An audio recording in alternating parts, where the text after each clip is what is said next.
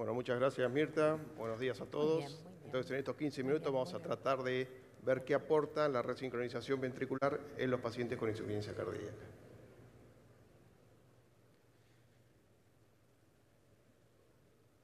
Ustedes saben, vamos a inicialmente presentar un caso clínico típico y después vamos a ir viendo cada uno de los ítems.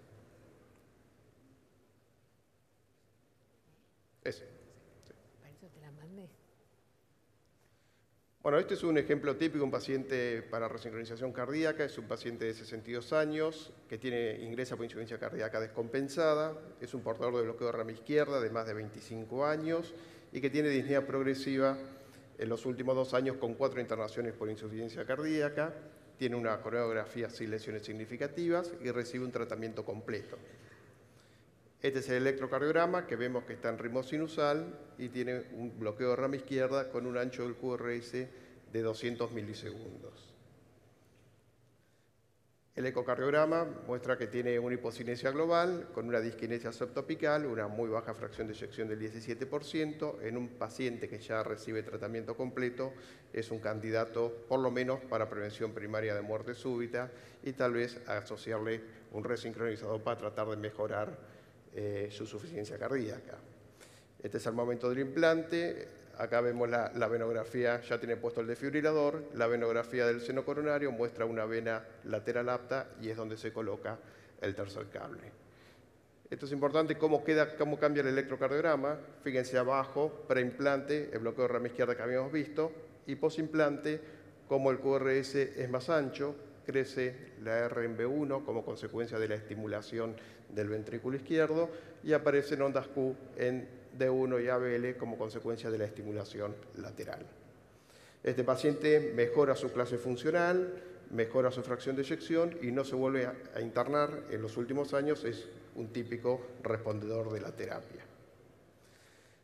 En el 2012 se presentó el registro europeo, un año de seguimiento de 2.000 pacientes que se habían implantado un resincronizador.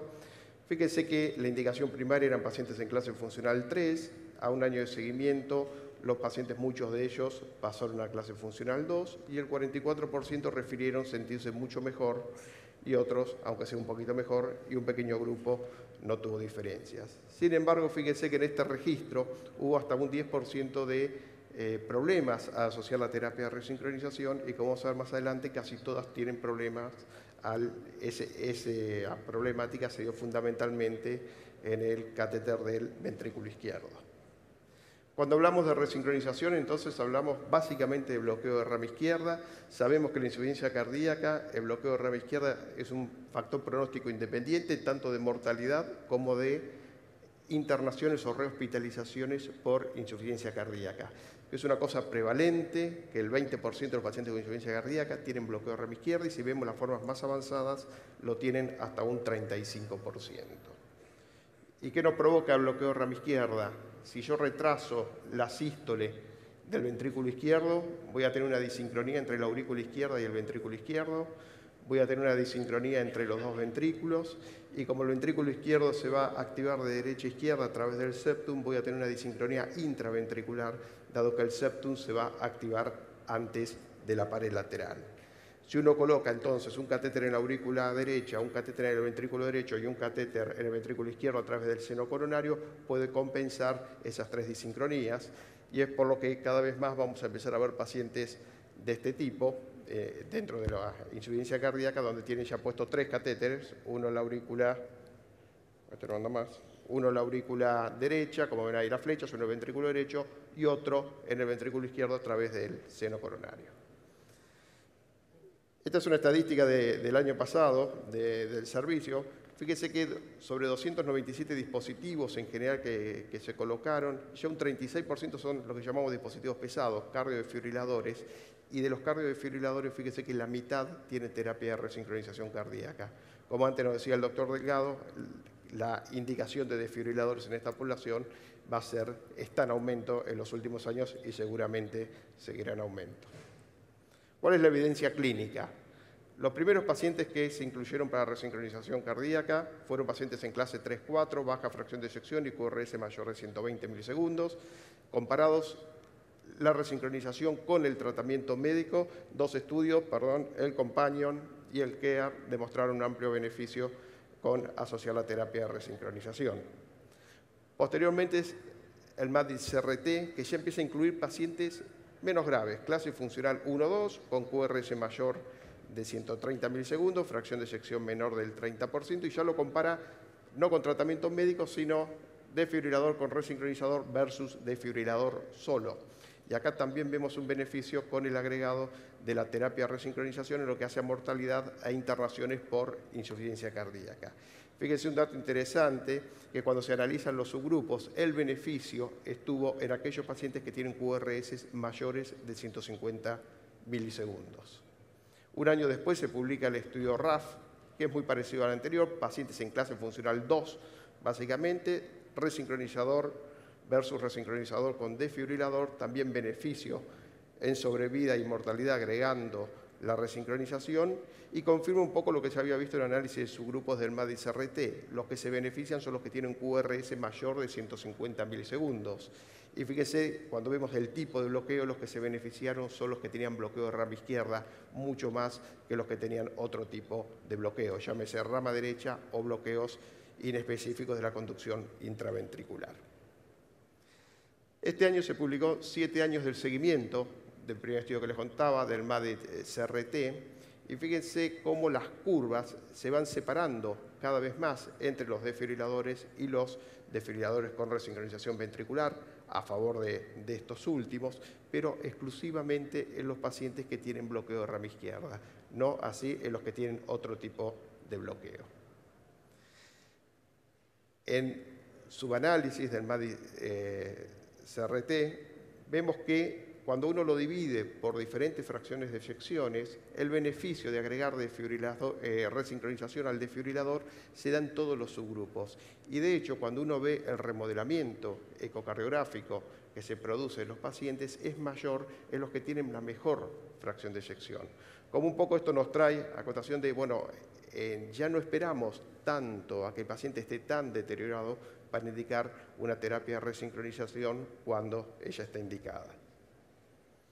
Así llegamos a las guías, que no han cambiado, estas son las del 2012, seguimos con las mismas guías actualmente, que es la indicación clase 1 de resincronizador, los pacientes que tienen ritmo sinusal, que tienen baja fracción de eyección, que tienen bloqueo de rama izquierda y estén en clase funcional 2, 3 o 4. Y como 2A, los que tienen bloqueo de rama izquierda, pero no mayor de 150 milisegundos, sino un poco más angosto, entre 120 y 150, y aquellos que tengan trastornos de la conducción inespecíficos sin bloqueo de rama izquierda, lo reserva para los pacientes que están en clase 3, 4, siempre hablando de baja fracción de eyección. Y en el punto 4 hay una indicación que es clase 2A, que es en aquellos pacientes que tengan baja fracción de eyección, que uno le va a poner un dispositivo y tal vez porque tienen un trastorno en la conducción auriculoventricular, uno sabe que esos pacientes van a estar mucho tiempo estimulados. Esa es otra indicación clase 2A, que surge básicamente de estos dos estudios. El primero es el estudio David, que es un estudio viejo, fíjense, del 2002, que lo que planeaba este estudio era si ponemos hay que poner un desfibrilador y este paciente no necesita marcapaseo, pero si yo le pongo un DDD, voy a poder manejar el intervalo auriculoventricular y seguramente les va a ir mejor que a los que le pongo un BBI de backup, un BBI que no estimule. Y sin embargo, el resultado dio totalmente al revés. Los pacientes que recibieron el desfibrilador con marcapaseo doble cámara tuvieron peor evolución que los que recibieron un BBI de backup. Y esto mismo pasa en el seguimiento del MADRS-2, el seguimiento alejado a los 8 años. Fíjense cómo el beneficio del desfibrilador se va perdiendo a lo largo de los años en aquellos que tienen estimulación doble cámara versus que se siguen separando en los que tienen el desfibrilador puesto solo de backup. Esto viene de lo que sabemos, estimular la punta produce disincronía, sobre todo en pacientes con disfunción ventricular. Entonces, en este grupo, si uno va a necesitar marcapaseo, tal vez haya que indicarle una terapia de resincronización para tener un marcapaseo bicameral. Entonces, la evidencia clínica nos mostró que el resincronizador mejora los síntomas, la capacidad funcional, la hospitalización, la sobrevida, pero todos sabemos que hay un subgrupo que no responde bien a la terapia, que llega tan alto como el 30%. Y eso puede ser porque seleccionamos mal el paciente, porque ya la cardiopatía está muy avanzada, porque se colocó mal el catéter, les contaba, del seno coronario, porque tiene una insuficiencia mitral ya muy severa, porque tiene compromiso de las cavidades derechas, etc. Recalco la importancia del bloqueo de rama izquierda. El bloqueo de rama izquierda son los candidatos ideales para poner un resincronizador. Y sobre todo, cuando hablamos de bloqueo de rama izquierda, recuerden que tenemos que ver el notch, es decir, lo que nos marca la conducción transeptal del ventrículo derecho al ventrículo izquierdo, como lo vemos ahí. Y si yo lo marco, fíjense cómo yo acá con el electrocardiograma puedo decir este ventrículo derecho se activó rápidamente, el tiempo de que comienza el QRS al notch es muy cortito y está retrasado fundamentalmente la activación del ventrículo izquierdo. Este seguramente va a ser un buen respondedor a la terapia. Y esto lo vieron distintos estudios, como este que les estoy mostrando aquí, que los pacientes que tienen un tiempo de activación prolongado del ventrículo izquierdo son los que más se van a beneficiar. Mucho tiempo se dijo que bueno, hay muchos pacientes que tienen QRS angosto y tienen disincronía mecánica por ecocardiograma, en pacientes siempre hablando de insuficiencia cardíaca. Varios estudios testearon esta hipótesis y no encontraron correlación, y este fue el último, publicado recientemente ahora, que tomó pacientes con QRS angosto y disincronía mecánica en el eco y los randomizó a poner un resincronizador en on o un resincronizador en off, y fíjense que el resincronizador no solo obtuvo beneficios, sino que empeoró a estos pacientes, y este estudio fue interrumpido en forma prematura. Decíamos, los problemas del seno coronario, fíjense que llegan casi hasta el 13% en los distintos estudios, que no se puede canular el seno coronario, que no se obtuvo un buen umbral o que tiene estimulación del frénico. Recuerden que la estimulación del seno coronario es epicárdica, por lo tanto, y ahí está pasando el nervio frénico. Es importante dónde colocamos el catéter. Este estudio es muy interesante y nos dice que no hay que colocar el catéter en la punta. Este es el catéter del seno coronario, este es el desfibrilador en oblicua derecha. No hay que colocarlo en la punta, porque en el bloqueo de rama izquierda el pase del ventrículo derecho al ventrículo izquierdo es a través de la punta. Entonces ahí no tendría gran diferencia entre las dos activaciones. Y tampoco hay que, por lo mismo, no hay que colocarlo en el septum, hay que colocarlo en la cara lateral, es decir, entre la hora 1 y la hora 5. Cuando uno logra una posición óptima del catéter, fíjese que los respondedores son mucho mayores que cuando uno tiene una posición subóptima. Y esto mismo lo había visto el MADRS RT, donde colocar el catéter en la punta le va mucho peor que cuando no lo colocamos en la punta. Este sería un ejemplo de un paciente bien implantado en oblicua izquierda. Acá tenemos el catéter del seno coronario puesto en cara lateral, y en oblicua derecha lo tenemos en una región entre el medio y la punta, es decir, medio ventricular. Es decir, esto es una buena colocación del catéter. Muchos dijo también utilicemos el eco. Si yo le hago un eco previo, identifico el sector más retrasado y puedo colocar el catéter ahí, seguramente ese paciente va a andar mejor. Y ese estudio lo demostró. Sin embargo, el gran problema limitante son los senos coronarios. Fíjense, en este caso tenemos un seno coronario donde podemos usar distintas venas, una vena lateral, una vena y dos venas posterolaterales, y uno puede elegir qué vena utilizar. Pero después tenemos, por ejemplo, donde solamente tiene una vena lateral, y acá no tenemos muchas posibilidades para elegir. O este otro, un paciente operado que tiene una disección del seno coronario crónica, y lo único que tiene es esta vena posterior, y ahí solamente podemos colocar el catéter. Es decir, tenemos limitaciones angiográficas. Y es cierto que las venas también hay que buscarlas. Fíjese, este paciente le hacemos la primera inyección en la vena del seno coronario y parece que no tiene ninguna vena. Pero cuando corremos la vaina y hacemos otro tipo de inyección más selectiva, resulta que aparece una gran vena posterolateral y una gran vena anterolateral. Es decir, hay limitaciones angiográficas y también hay que buscar las venas. La estimulación del nervio frénico es una limitante bastante frecuente, que uno logra una buena colocación del catéter, y cuando estimula, enseguida le estimula el frénico y le produce un movimiento al paciente que es muy incómodo y uno no puede dejar el catéter en esa punta. Hoy por hoy estos tipos de catéteres tetrapolares nos permiten utilizar distintas combinaciones en la estimulación, y con eso uno puede sortear este problema en muchos pacientes. Es importante seguirlos a los pacientes que tienen puesto un resincronizador. Ustedes saben que para resincronizar bien un paciente tenemos que el 90% de los latidos estén con estimulación biventricular para obtener un beneficio clínico. Fíjense en este estudio, terapia de resincronización estuvo interrumpida temporariamente hasta en un 36% de los casos.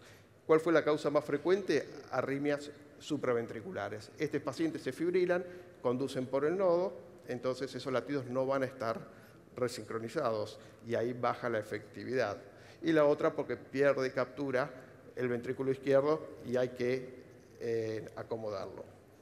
Fíjense que con un buen seguimiento, simplemente con programación, de este 36% de los pacientes, el 32%, o sea, casi todos, pudieron ser adecuadamente manejados y restaurar así la resincronización. Entonces, para terminar, cuando vamos a elegir a los pacientes para resincronización, yo creo que es muy importante ver que el paciente tenga un tratamiento médico completo y ver las comorbilidades que tenga ese paciente para ver si es candidato o no. La fracción de eyección, dijimos, siempre menor del 35%. La morfología del QRS es muy importante, fundamentalmente pacientes idealmente con bloqueo de rama izquierda. Y la duración del QRS, decíamos que los pacientes que tienen QRS mayores de 150 son los que más se van a beneficiar, pero si tiene bloqueo de rama izquierda ya con 120 es un candidato. Es importante la posición del seno coronario, como decíamos, no colocarlo nunca en la punta y siempre en la cara lateral. El electrocardiograma posterior, como vimos inicialmente, que angoste el QRS y tenga sobre todo Rs en B1 y B2, y el seguimiento estricto para asegurarnos que el 90% del tiempo ese paciente tenga una estimulación biventricular. Es un poco menos importante la clase funcional como para elegir los candidatos a la resincronización. Fíjense que las guías ya nos hablan de clase 2, 3 o 4. Y en general el paciente que estuvo internado por insuficiencia cardíaca que tiene disfunción ventricular por lo menos está en clase 2.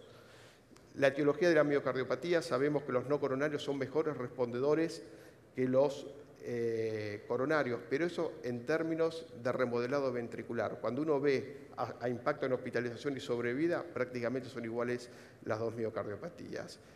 La programación guiada por ecocardiograma no es necesaria hacerla de rutina y la reservamos a aquellos pacientes que no responden bien a la terapia y donde lo más importante seguramente es programar un adecuado intervalo auriculoventricular. Bueno, muchas gracias.